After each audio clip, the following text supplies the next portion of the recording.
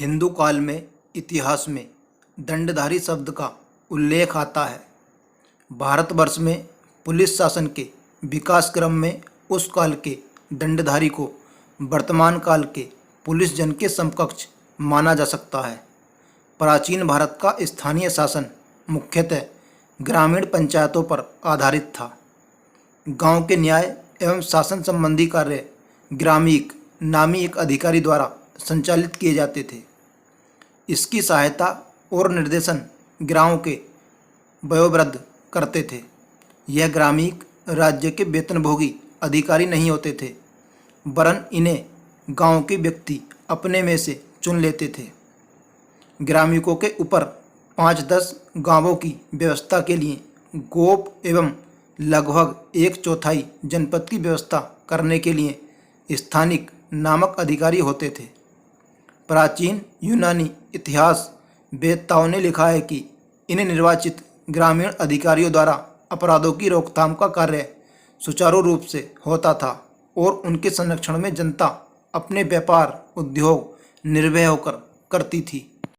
सल्तनत और मुगल काल में भी ग्राम पंचायतों और ग्राम के स्थानीय अधिकारियों की परंपरा अक्षुण्ण रही है।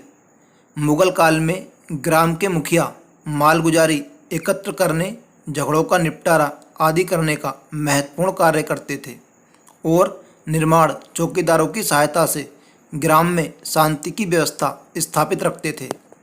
चौकीदार 2 श्रेणी में विभक्त थे: उच्च, साधारण। उच्च श्रेणी के चौकीदार अपराध और अपराधियों के संबंध में सूचनाएं प्राप्त करते थे और ग्राम में व्यवस्था रखने में सहायता देते थे। उनका यह भी कर्तव्य था कि एक गांव से दूसरे गांव तक यात्रियों को सुरक्षापूर्वक पहुंचा दें।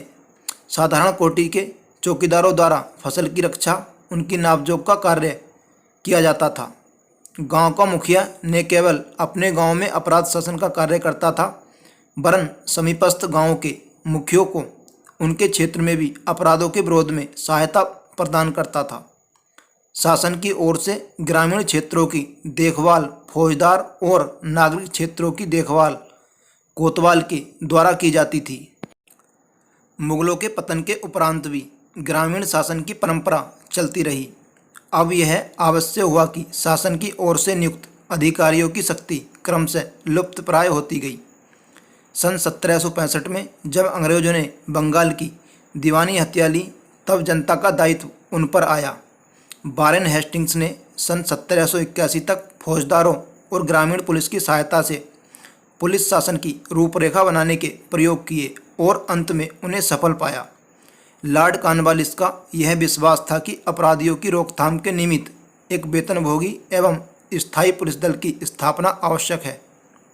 इसके निमित्त जनपदीय मजिस्ट्रेटों को आदेश दिया गया कि प्रत्येक जनपद को अनेक पुलिस क्षेत्रों में विभक्त किया जाए और प्रत्येक पुलिस क्षेत्र दरोगा नामक अधिकारी के निरीक्षण में सौंपा जाए। इस प्रकार दरोगा का उद्भव हुआ। बाद में ग्रामीण चौकीदारों को भी दरोगा के अधिकार में दे दिया गया। इस प्रकार मूलतः वर्तमान पुलिस शासन की रूपरेखा का जन्मदाता लॉर्ड कॉर्नवालिस था। वर्तमान काल में हमारे देश में अपराध निरोध संबंधी कार्य की इकाई जिसका दायित्व पुलिस पर है, थाना अथवा पुलिस स्टेशन है। थाने में नियुक्त अधिकारी एवं कर्मचारियों द्वारा इन दायित्वों का पालन होता है। सन 1861 के पुलिस एक्ट के आधार पर पुलिस शासन प्रत्येक प्रदेश में स्थापित है। इसके अंतर्गत प्रदेश में महानिरीक्षक की अध्यक्षता में और उप महानिरीक्षकों के निरीक्षण में जनपदीय पुलिस शासन स्थापित है। प्रत्येक जनपद में सुपरिटेंडेंट पुलिस के संचालन में पुलिस कार्य करती है।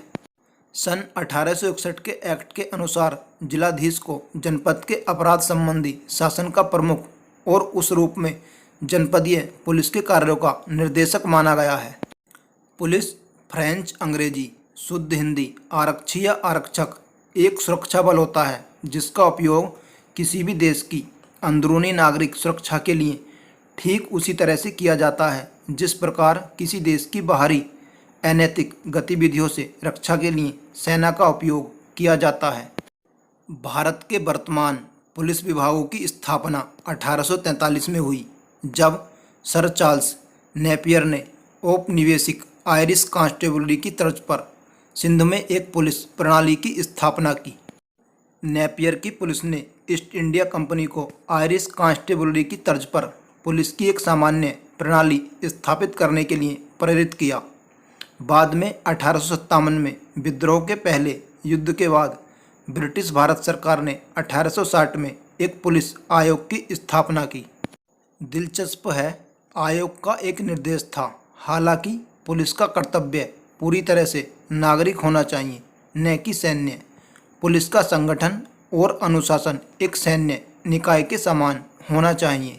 आज की वीडियो देखने के बाद आपको पता चल गया होगा कि हमारी भारतीय पुलिस की स्थापना कब, क्यों और किस लिए की गई। अगर वीडियो पसंद आया हो तो एक लाइक करें, अपने दोस्तों के साथ वीडियो को ज़्यादा से ज़्यादा शेयर करें। ऐसी ही वीडियो की नोटिफिकेशन प्राप्त करने के लिए हमारे YouTube चैनल को सब्सक्राइब करके ऑल नोटिफिकेशन पर रखें, जिससे आने वाली प्रत्येक वीडियो सीधे आप तक पहुंच सके। धन्यवाद।